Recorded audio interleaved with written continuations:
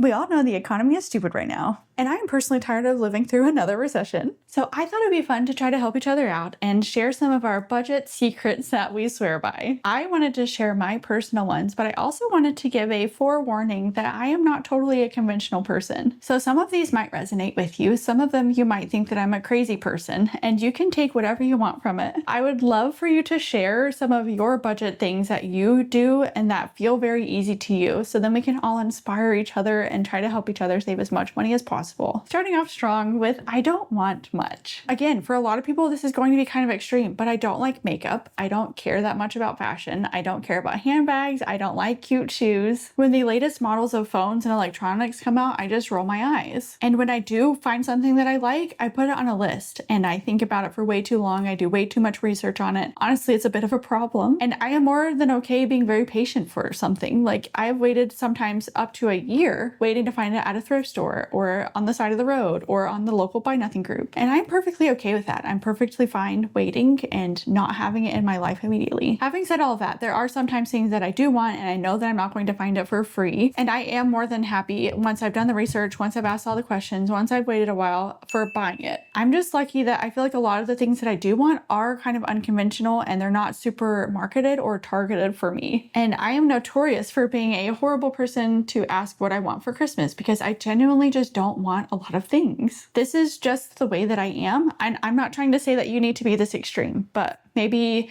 take a little piece of this because it is a wonderful way of saving a lot of money. Actually setting up a budget and tracking your spending and seeing where all of your money is actually going, it is very shocking the first time you do it. I get people telling me all of the time that finances are scary, and they are until you simply sit down and look at it. The hardest and scariest thing about it is not knowing what is already happening. So really, you're just doing a huge disservice to yourself and making your life a whole lot scarier. Because once you face it and you actually just take the time to learn where your money is already going, suddenly it becomes very clear on how to make a plan and what you can cut corners on and how you can save money. And then it becomes exciting, honestly. I love sitting down and budgeting and seeing what I spent my money on, seeing the things that I actually value, and then also looking forward to the future and looking at the financial goals that I hope to reach. And honestly, it was incredibly helpful for me in the opposite reason, because I had so much anxiety and I really stressed out anytime I would spend money. So even going to the thrift store and spending $30 on something that I really wanted and thought was cute, it would stress me out. But once me and my husband sat down and allocated and realized that we were saving too much money every single month, I realized that I can healthily allot a certain amount of money to the things that I enjoyed, and then I could go and spend that money totally guilt-free, and it just completely changed my mindset on so many different things. But it is so important to notice the trends of how you spend your money. Okay, getting stuff for free. I feel like this is another secret that is not talked about all that much. But I am not being cute when I say that 95% of the stuff in my home is all free or secondhand. I have a motto: the universe provides. There is such a benefit to being a super frugal person and being willing to wait and be patient, because I have found so many things that I specifically have wanted. I get it for free because I find it on the side of the road. I find it at the thrift store for cheap. I find it on Facebook Marketplace for cheap. It pops up on the local buy nothing group and I snag it. I mention it out to the universe and suddenly my cousin or my sister or whatever is offering it to me for free because they don't want it anymore. We live in such an over-consumeristic society that everybody has too much stuff as it is. I can guarantee you if you wait for a while, most of the time you'll get it. The soda stream, for example, I did not pay a penny for it because I got it for free. Our clothes, our furniture, my kids' toys, our books. It is endless the amount of fun things.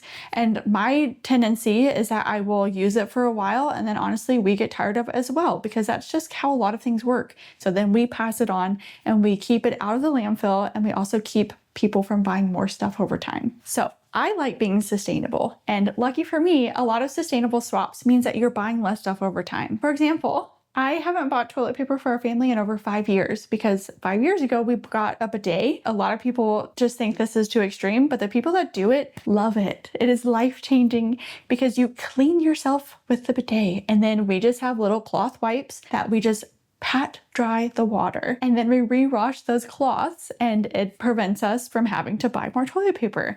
It feels way more luxury. It feels way more clean and hygienic, actually. This is a hill I will die on. I love our bidet and I love our system that we use. Paper towels is another example. Our family is in the habit of grabbing a rag or a towel if we need to clean something up. There are very few things that we will use a paper towel for, and so that means that our paper towels last forever. I have a metal razor that came with a pack of 50 metal blades that will probably last my lifetime. We use cast iron, which will last more than my lifetime, and then we're not having to rebuy the nonstick coat pans every single year because the nonstick coat is chipping off into our food. I reuse the same metal water bottles for years and years, and so then I'm not having to pay for the plastic water bottles that are more expensive per ounce, and it's preventing plastic waste from ending up in a landfill. I just love these because they're such a win-win. Like, it saves us money and it is so much better for the environment. Next is the activities I like doing are free. And I feel like as I've gotten older, and especially since moving to bigger cities, this is such a sneaky one. Like, if you don't realize you're doing it, it costs you so much money. But a lot of times people feel like we have to spend money to be able to socialize with our friends, which I do not think is true at all. But a lot of times when we make plans with friends, we feel like it has to be going out to brunch or going to a bar or to go see a movie together or to go shopping. But I personally would much rather have a games night with my friends, or to have a dinner party at our houses, or meet up at the beach and have a picnic, or to go on a hike together, to go on a walk around town, or to do anything, have a craft night. And I know that I'm ridiculously lucky to be living in Vancouver where there's just a ton of outdoor activities and it's nice being outside in my hometown, and it is not nice to be outside, and I would still be doing this exact same stuff whether I was living there or here. And side note, I'm not saying that I will say no to a lot of things. I actually will say yes most of the time when my friends do invite me out to things, because I am a huge believer in saying yes and to doing the thing. I'm just saying that my mode of operation is not to go and spend money to hang out with people. Food is another huge one, and I'm about to get really sassy here, but people on the internet will argue with me endlessly about how making things homemade is actually more expensive than just going and buying it. I do not agree. For example, I've had people tell me that buying a $3 frozen pizza is cheaper than going and buying all of the ingredients to make a pizza. This is shooting yourself in the foot. If you don't have ingredients to cook in your home, you have to buy the more expensive things over the long run.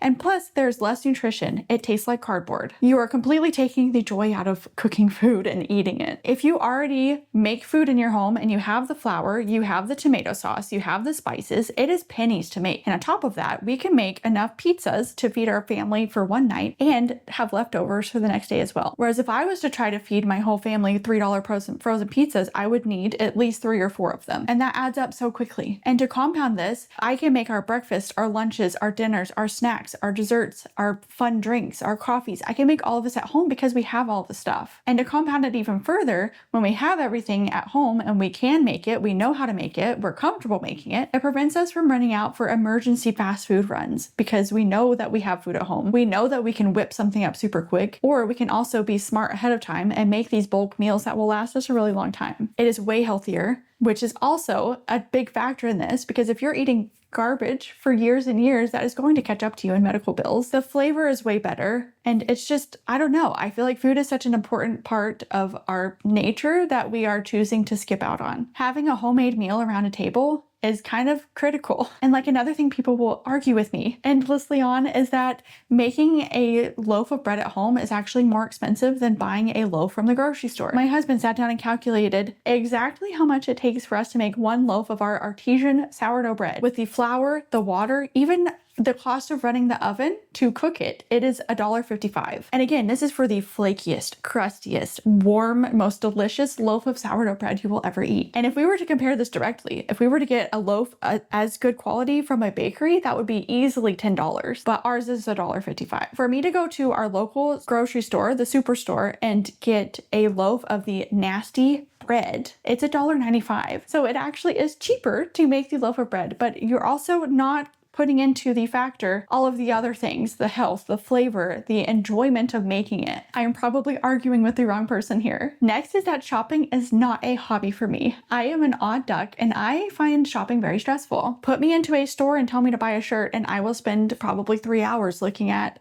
the ingredients in the shirt and how it's made and all these different factors. And another thing with the fact that I talk about this subject so much online and I do so much research into it and I'm constantly thinking about it and I'm in this chamber of everybody talking about it all the time, I've also noticed something recently that people browse all of the time. It is not normal to be bored and to open up Amazon and to scroll through to look at the deals of the day. You are not saving money by buying the deals if you didn't know that those things existed before then. And another thing is I've even cut down scrolling in a huge way. So if I'm not constantly looking into everybody's lives and all of their favorite products and all of their cute clothes and their cute homes, I suddenly don't feel like I need to go out and buy all of these things to make my life be like theirs. I have also even cut down on thrifting. When we first moved here, I had half of a suitcase worth of clothes. So I genuinely needed to get more clothes for my family. And not only that, we moved here with, again, like 4 suitcases. So we needed things like furniture and toys and lots of different things. So I was going to the thrift store kind of a lot. But I'm a huge believer and I have this many hangers in my closet. So I don't need more if my hangers are full. And the same concept applies to my house. We live in 850 square feet. It is not a whole lot of room and we are at capacity. So to me in my head, even if I find something for free, I say to myself, do I know something that I'm going to take out and give to somebody else? We do not need more stuff. I don't know. I get people telling me all the time that they hope this life never finds them and you only get to live once, so live it up while you can. Or even people telling me that they wish that they could be this strong and that if they tried to live the way that I live, they could do it for maybe a day and then they wouldn't be able to do it any longer. To me, this is the way that I prefer to live my life. I am very happy doing this. I feel incredibly rich. Living this way aligns with my morals and the things that I feel really strongly about. And also, how lucky am I that I get to spend time with the people that I love in a beautiful place doing the things that I love. I am comfortable. I am safe. I am more than happy. And I wouldn't trade this for anything. So again, I feel like I am not a super conventional person, but I want to hear if you think that I am too extreme or if you do some of these things. And I also would love to hear some of your budget tricks. And it can be more of a specific thing, like you only go shopping once a month or like a more physical, concrete thing. Because again, I want to be able to help each other. Thank you so much for being here and I will see you guys next week. Bye.